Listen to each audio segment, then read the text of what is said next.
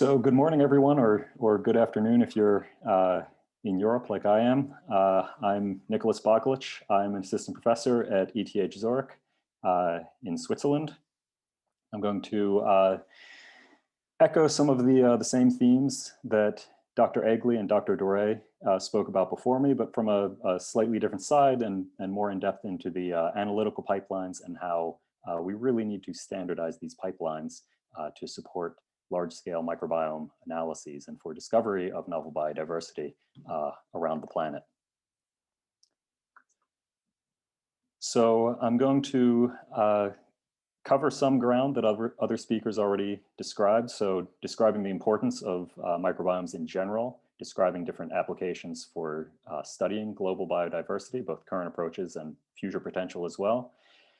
And then finally, really the main focus, the heart of my talk is to stress the importance of standardizing these bioinformatics pipelines, and particularly using transparent and reproducible platforms for totally transparent, reproducible microbiome analysis to discover novel biodiversity around the planet. So as others have said a few times over in this workshop, the microbiome, the human microbiome is diverse, it's essential, and it's endangered. And so we see that on average, any healthy human being on the planet has around 100 million microbial cells, outnumbering the number of human cells. The human microbiome also vastly outnumbers the genetic diversity of humans, both within an individual as well as between individuals. And so in general, all across the planet, this is a largely untapped resource of genetic and functional diversity that needs to be better explored. This is particularly in non-Western and non-industrial nations. And again, to echo what others have spoken about so far in this workshop, we see that in traditional and agrarian societies, we see a divide in the microbiome between these societies and humans living in urbanized and industrialized nations. And so in particular, we see that there's a loss of microbial biodiversity comparing these traditional to industrialized nations. This is related to a number of different lifestyle factors, and so there's been a lot of work on this. Just to highlight some of my own research in this area, we've looked at the effect of different early life disturbances, cesarean section, antibiotic use, formula feeding, and other similar disturbances during early life on the development, the establishment of the gut microbiome during infancy and early childhood. And we see that basically all of these interventions are associated with disruption to normal gut biodiversity and the normal progression of microbial succession within the infant gut. And so this may be what links these early interventions with associations with chronic diseases later in life that are emerging in these industrialized societies at epidemic proportions. And so we see that the gut microbiome and human microbiome in general clearly is quite important for supporting human health. It's linked to maintenance of health as well as to human disease. And we need to thus study it better to understand these links all across the world. However, we see an imbalance here, as others have highlighted in this workshop so far, that microbiomes, human microbiomes or environmental microbiomes, any kind of microbiome, they tend to be most intensively studied in wealthy, industrialized, and largely Western nations. And so this is just a snapshot from the CHEETAH database showing just the public samples. This isn't specifically human gut. This is any kind of microbiome sample. But this is just giving you an idea of the imbalance in density of microbiome sampling across the planet, where you see primarily Europe, the US, Australia to some extent. These have been densely sampled, and we see much sparser sampling all across the planet. And so the first point I want to stress is that we need to better sample this microbial biodiversity all across the planet to better understand the connection between microbial biodiversity and human health in different human populations, instead of focusing largely on Western populations. And so there are really benefits to be captured here by exploring novel microbial biodiversity all across the planet and understanding how the human microbiome is a mosaic of genetic and functional activities. You need to get a better picture of what diversity is present in nature. However, this is potentially quite challenging. because as others before me, including Dr. Egley and Dr. Doré, they've both mentioned how we need to standardize methodology, that there are batch effects and methodological effects that can introduce noise unintentionally. And so Dr. Doré already mentioned this, and you can see on the right-hand side of my slide here, this is a study from a few years ago, the Microbiome Quality Control study, which basically found this same sort of finding that Dr. Doré is describing, that bioinformatics pipelines can introduce subtle differences in the measurements that we make from identical microbiome samples. This study found that sample handling, and so wet lab techniques, had a much larger impact on reproducibility, but still some bioinformatics pipelines introduce this sort of batch effect. And so we need to be able to control for that, which is in practice quite difficult. This is made even more difficult by the fact that many parts of bioinformatics pipelines go unreported, or very difficult or even impossible to trace after the fact. So a method is simply not a method, is not a method. You can't just take a method off the shelf and it's necessarily going to behave the same way every single time. There are different implementation details, there are software version, operating system, system architecture differences, specific parameters that are used for running data sets, reference data sets. These are all just a few of the many factors that can influence the findings, the measurements that we make using bioinformatics pipelines. Most of these go unreported or underreported in the scientific literature. And so it's, again, very difficult to fully reproduce a study if these aren't fully transparent. And so this calls into question whether we can really look retrospectively at the literature and compare global microbiomes. This has been done a number of times. This, for example, is a review paper where the authors looked at the reported abundances of different microbial species in different countries all across the world. They tried to control the methodology as much as possible, but they were just pulling these abundances from the literature and comparing them side by side.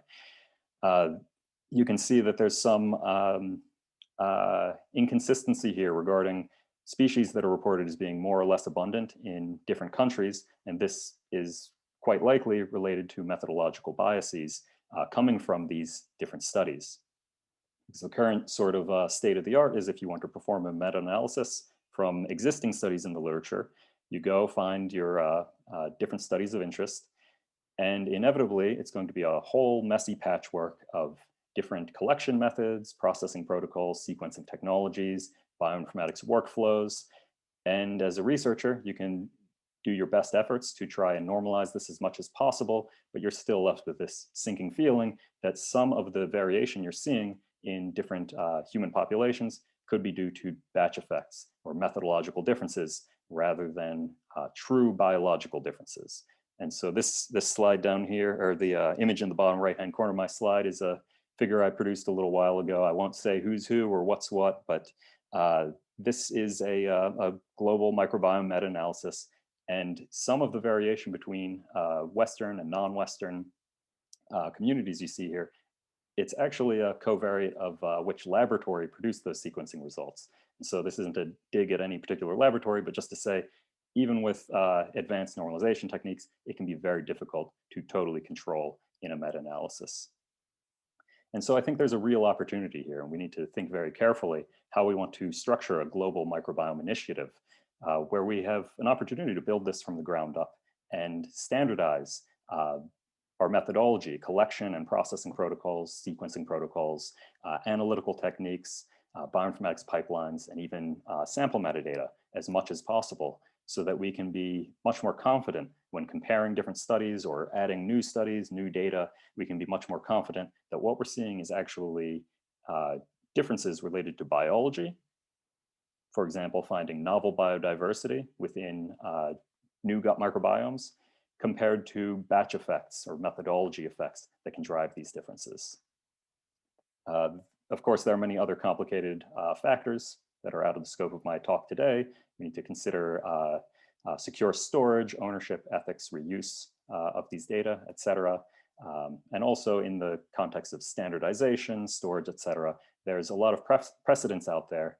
For example, the Human Microbiome Project, as well as the Earth Microbiome Project, showing that methodological standardization is really quite effective, and publicly sharing the data as a resource for the research community. The EMP and HMP projects have both driven a lot of ensuing research.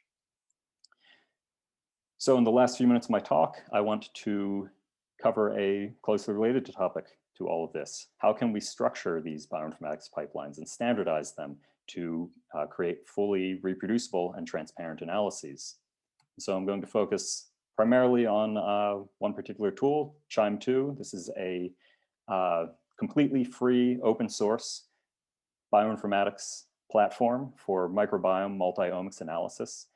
It provides some of the latest and greatest methods, some of them for microbiome analysis, different aspects, analyzing microbiomes in terms of composition, functional activity, and potential. It contains many different methods for visualizing data. We put a lot of emphasis on interactive visualizations. These two that I'm showing here are actually developed by primarily by Rob Knight, who's speaking after me, so just to give credit where it's due. But overall, in the ecosystem, we put a lot of emphasis on interactive visualizations like this that allow researchers and other users to explore the data in great detail. QIIME2 also hosts a number of different user interfaces so that you can perform the exact same analysis in multiple different ways with different user interfaces, graphical, command line interfaces, and Python API as well, an up and coming R API as well. So basically different types of users, whether these are wet lab scientists who are uncomfortable with bioinformatics, generally speaking, or data scientists, they can interact in the way that makes them most comfortable and confident. What I really want to highlight in today's talk, though, is the decentralized provenance tracking system of QIIME2 that allows us to make very transparent and reproducible analyses. And so this is a rather novel method that we've implemented in QIIME2, whereby every single step that's run in the bioinformatics pipeline is recorded within the results themselves, and it's chained together iteratively throughout the analysis. And so in your analytical pipeline, you start with some raw data, you perform a series of analytical steps, and then any of those results that you get at the end of the pipeline, you can use QIIME2, or you can just unzip the file itself and look inside directly at the provenance results. But you can also look at this using QIIME2 to visualize this provenance as a directed graph that's showing you the chain of commands, starting with the raw data up at the top and moving on down through this graph to show you each individual command that was run to produce that result. And so this is another interactive plot. You can click on this tree, click on the individual nodes. They become highlighted and show you specific details about that command at that particular point in time. It shows very specific details, giving a unique ID to that individual step so that you can trace individual data objects to different downstream results. It shows runtime, the name of the method, specific parameters that were used to run it, and even computational environment details, so that in theory, you can totally replicate an analysis given this data provenance.